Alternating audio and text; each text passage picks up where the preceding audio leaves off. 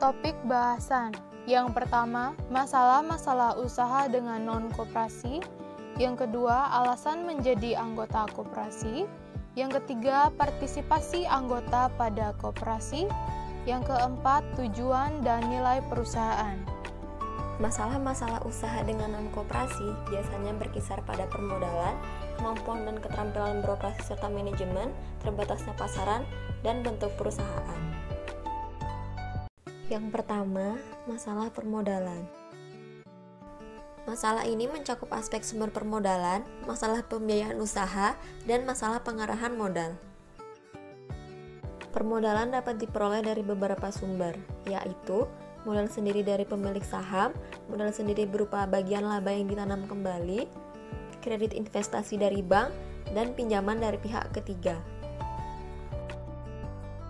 Selanjutnya, masalah ini disebabkan oleh kepemilikan perusahaan oleh perorangan atau kelompok keluarga, sehingga kemampuan mereka dalam mengelola perusahaan dan keterampilan dalam teknik produksi serta keahlian dalam memasarkan hasil produksinya yang sangat terbatas pula.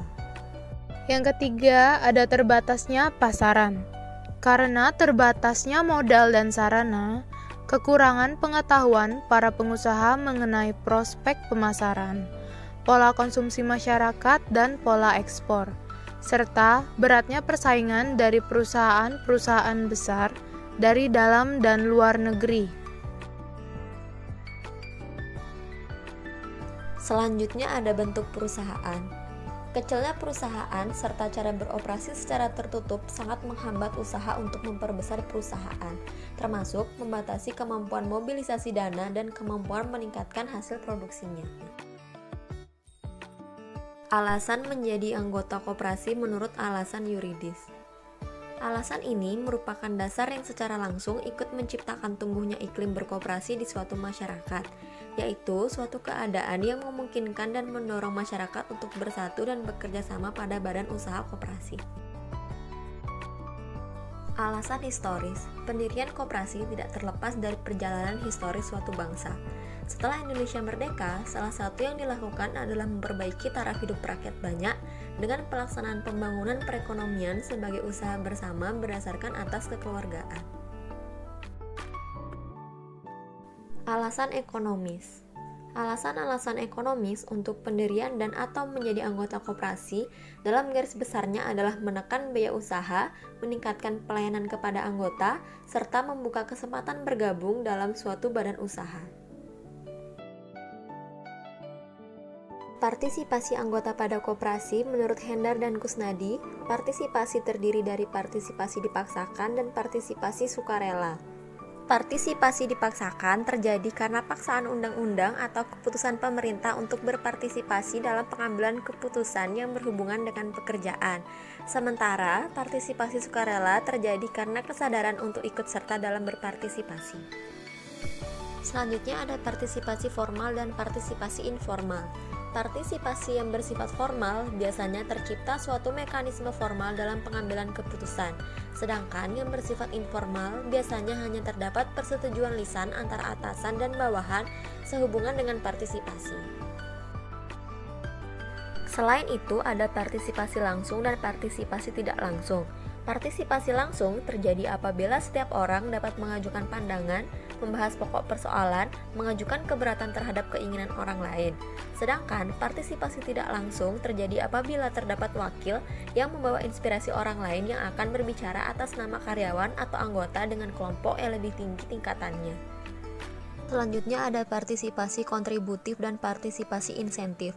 Partisipasi kontributif yaitu kedudukan anggota sebagai pemilik dengan mengambil bagian dalam penetapan tujuan, pembuatan keputusan, dan proses pengawasan terhadap jalannya perusahaan koperasi. Sedangkan partisipasi insentif yaitu kedudukan anggota sebagai pelanggan atau pemakai dengan memanfaatkan berbagai potensi pelayanan yang disediakan oleh perusahaan dalam menunjang kepentingannya. Pendapat lain mengenai partisipasi dikemukakan oleh Robke atau 2003-52 dengan membagi tipe-tipe partisipasi anggota menjadi: yang pertama, partisipasi dalam menggerakkan atau mengkontribusikan sumber daya. Yang kedua, partisipasi dalam mengambil keputusan. Yang ketiga, partisipasi anggota dalam menikmati manfaat. Yang keempat, tujuan dan nilai perusahaan. Yang pertama, status dan motif anggota koperasi. Yang kedua, kegiatan usaha. Yang ketiga, permodalan koperasi. Dan yang keempat, sistem pembagian keuntungan atau sisa hasil usaha. Sedangkan nilai-nilai perusahaan terdiri dari yang pertama ada integrity. Artinya adalah jujur, tulus, dan dapat dipercaya dalam berpikir, berkata, dan bertindak. Yang kedua ada care, bersikap peduli, berempati, dan responsif dalam memberikan pelayanan yang melebihi harapan stakeholder. Yang ketiga ada open mind, yaitu bersikap objektif dan komunikatif untuk mencapai kinerja yang lebih baik. Yang keempat innovation, artinya kreatif dalam segala hal untuk menghasilkan nilai tambah bagi stakeholder. Yang kelima ada teamwork atau bersinergi dan bekerja sama untuk membentuk tim pemenang dan menghasilkan kinerja yang maksimal. Yang keenam ada excellence, yaitu bekerja cerdas dan persisten untuk menghasilkan kualitas terbaik dalam mendukung keberhasilan perusahaan.